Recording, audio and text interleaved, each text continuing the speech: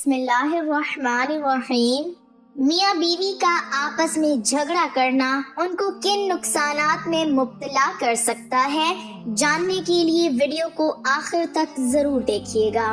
میاں بیوی کی حیثیت گاڑی کے دو پہیوں کی ہوتی ہے، اور بقول بزرگوں کے کہ جس گھر میں برتن ہوتے ہیں وہاں ٹکراؤ ہونا ایک لازمی امر ہے، اور میاں بیوی کے درمیان جھگڑے در حقیقت ان کے درمیان محبت کو بڑھا دیتا ہے۔ یہ ساری وہ باتیں ہیں جو ہم شروع دن سے سنتے آ رہے ہیں، مگر اب ماہرین کی جدید ترین تحقیقات کی روشنی میں اس حوالے سے کچھ ایسے انکشاف ہوئے ہیں جو کہ بہت حیرت انگیز ہیں۔ جدید تحقیقات کی روشنی میں جھگڑے کے اثرات، امریکی ماہرین نفسیات نے 226 ایسے جوڑوں پر تحقیق کی جن کی شادی کو 20 سال سے زیادہ عرصہ گزر چکا تھا، اور ان کے درمیان اکثر و بیشتر گھر کے معاملات کو لے کر چکلش رہتی تھی، اور گھریلو ناچاکی کے باوجود وہ ایک دوسرے کے ساتھ رہ رہے تھے۔ امریکی ماہرین کی تحقیق کے مطابق ان جھگڑوں کا اثر مردوں سے زیادہ عورتوں کی صحت پر زیادہ پڑ رہا تھا، اور وہ ان جھگڑوں کے سبب کئی موذی بیماریوں میں مبتلا ہو رہی تھی۔ ماہرین کے مطابق گھریلو جھگڑوں کے سبب خواتین جن بیماریوں میں مبتلا ہو رہی تھی وہ کچھ اس طرح تھی۔ Number 1، high blood pressure. خواتین جو کہ اپنے شوہروں سے جھگڑتی ہیں ان کا بلڈ پریشر مستقل طور پر زیادہ رہنا شروع ہو جاتا ہے، اور وہ اس وجہ سے چڑچڑے پن کا شکار بھی تیزی سے ہو جاتی ہیں، اور مستقل طور پر ہائی بلڈ پریشر کی مریضہ بن جاتی ہیں، جبکہ مردوں کے گھریلو جھگڑوں کے باعث ہائی بلڈ پریشر میں مبتلا ہونے کی مثال سامنے نہیں آ سکی۔ نمبر 2، ذیابطیس۔ ماہرین کے مطابق ذیابطیس کی بیماری کا ایک بڑا سبب ذہنی تناؤ بھی ہوتا ہے، اور جن خواتین کے گھر میں تناؤ کا ماحول ہو اور باہمی چکلش اکثر و بیشتر ہو، ان عورتوں کے ذیابطیس میں مبتلا ہونے کے امکانات میں اضافہ ہو جاتا ہے۔ نمبر 3، دل کے امراض۔ خواتین کے اندر کے امراض میں مبتلا ہونے کا ایک بڑا سبب گھریلو جھگڑوں کے سبب ہونے والی پریشانی ہے، جس کی وجہ سے ان کے حساس دل پر منفی اثرات مرتب ہوتے ہیں، اور وہ دل کی بیماری کا شکار ہو جاتی ہیں۔ نمبر 4، فالج۔ خواتین کے اندر فالج کا ایک بڑا سبب گھریلو جھگڑوں کے سبب ان کا ذہنی تناؤ اور تیزی سے بڑھنے والا بلڈ پریشر ہوتا ہے، جو کہ خواتین کو فالج کے اٹیک کا شکار کر سکتا ہے۔ Number 5، depression. میاں بیوی کے درمیان باہمی لڑائی کے سبب خواتین ذہنی بیماری کا شکار ہو جاتی ہیں، جس کا براہ راست اثر ان کے دماغ پر پڑتا ہے، اور وقتاً فوقتاً پڑنے والے اس دباؤ کے باعث ان کے ڈپریشن میں مبتلا ہونے کے امکانات بڑھ جاتے ہیں، اور وہ اپنا دھیان رکھنا چھوڑ دیتی ہیں، جس کے باعث وقت کے ساتھ ساتھ اگر دھیان نہ دیا جائے تو ان کی سوچ ان کو خودکشی کرنے پر بھی مجبور کر سکتی ہے۔ ماہرین کا یہ ماننا ہے وہ جوڑے جو ایک خوشگوار زندگی گزار رہے ہوتے ہیں وہ نہ صرف ایسے موذی امراض سے محفوظ رہتے ہیں بلکہ ایک طویل عمر تک پہنچتے ہیں اور ایک دوسرے کے ساتھ کو انجوائے کرتے ہیں۔ دین سے دوری کے سبب میاں بیوی کے درمیان دوستی کی بجائے دشمنی مپتی جا رہی ہے۔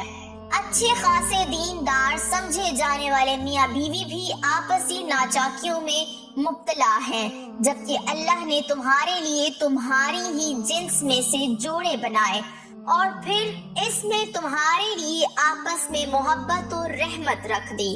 ابن ماجہ میں نبی کریم صلی اللہ علیہ وسلم نے یوں ارشاد فرمایا کہ محبت کا جوڑ لگانے والی چیزوں میں سے نکاح جوڑ سب سے زیادہ مضبوط اور پائیدار ہے۔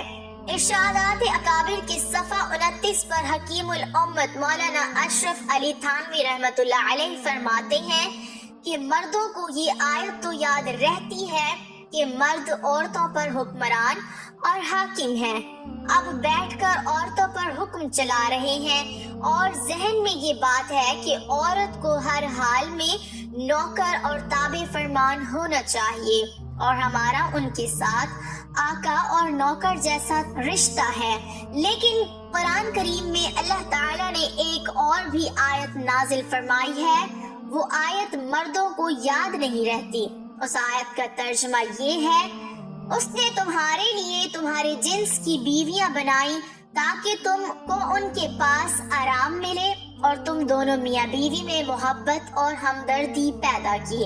حضرت تھانوی رحمت اللہ علیہ فرماتے ہیں کہ بے شک مرد عورت کے لیے انتظامی طور پر تو حاکم ہے، لیکن باہمی تعلق دوستی جیسا ہے، لہذا ایسا تعلق نہیں جیسا آقا اور کنیز کے درمیان ہوتا ہے۔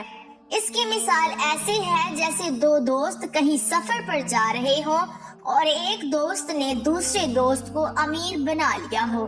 اب اس کا یہ مطلب نہیں کہ امیر اس دوست پر حاکم بن جائے۔ شوہر اس لحاظ سے تو امیر ہے کہ ساری زندگی کا فیصلہ کرنے کا وہ ذمہ دار ہے، لیکن اس کا یہ مطلب نہیں کہ وہ اس کے ساتھ نوکروں جیسا معاملہ کرے، بلکہ اس دوستی کے تعلق کے کچھ آداب اور تقاضے ہیں۔ گویا کہ بندہ اور رب کے بعد سب سے پہلا اور خوبصورت رشتہ میاں بیوی کا بنایا گیا ہے۔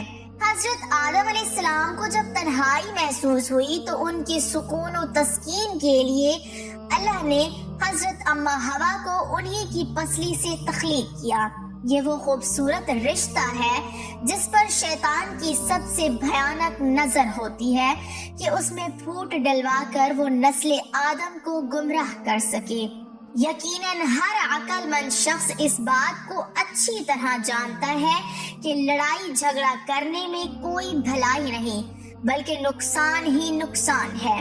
لڑائی جھگڑوں کا نقصان صرف لڑنے والوں کی ذات تک ہی محدود نہیں رہتا بلکہ اس کی تباہ کاریوں کا ایسوں سے وابستہ افراد پر بھی بہت برا اثر پڑتا ہے۔ فی زمانہ میاں بیوی کا جھگڑا اس کی ایک واضح مثال ہے۔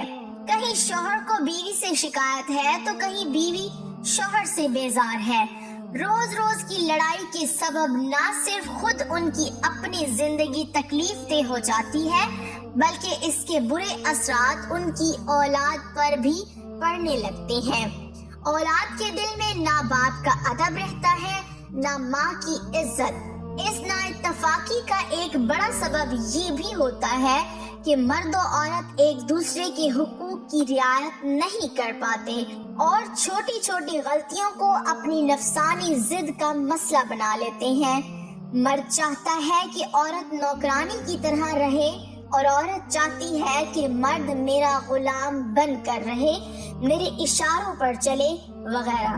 ذرا سوچئے کہ جب میاں بیوی کے درمیان ایسے برے خیالات پیدا ہوں گے تو پھر زندگی کیسے گزر پائے گی؟ میاں بیوی کی لڑائی کے سبب ان کے بچوں کا مستقبل داؤ پر لگ جاتا ہے، ان کی ذہنی صلاحیتوں کو زنگ لگ جاتا ہے۔ ایسوں کی نصیحت بچوں پر اثر انداز نہیں ہوتی۔ والدین کو لڑتا دیکھ کر وہ بھی مار دھاڑ کرنا سیکھ جاتے ہیں۔ ان کا دھیان تعلیم کی طرف کم جبکہ لڑائی جھگڑوں کی طرف زیادہ ہو جاتا ہے۔ الغرض روز روز کے جھگڑوں کے سبب پورے گھر کا ماحول تباہ و برباد ہو کر رہ جاتا ہے اور بالآخر اس لڑائی کا نتیجہ طلاق کی صورت میں سامنے آتا ہے۔ میاں بیوی کی جدائی شیطان کو کس قدر خوش کرتی ہے اس کا اندازہ اس حدیث پاک سے لگا سکتے ہیں۔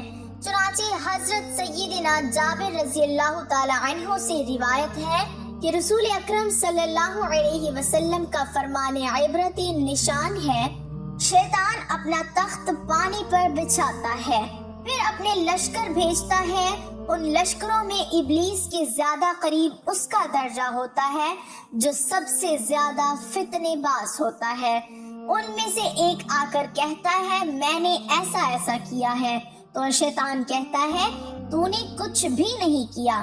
پھر ان میں سے دوسرا آ کر کہتا ہے میں نے فلاں شخص کو اس وقت تک نہیں چھوڑا جب تک اس کے اور اس کی بیوی کے درمیان جدائی نہیں ڈال دی۔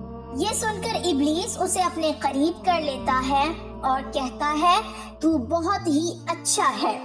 اللہ تعالیٰ ہمیں شیطان کے فتنے سے بچائے رکھے اور ہمیں نیکوکاروں میں شامل کرے، آمین۔ ناظرین، کمنٹ باکس میں ایک بار اللہ کا نام ضرور ٹائپ کریں۔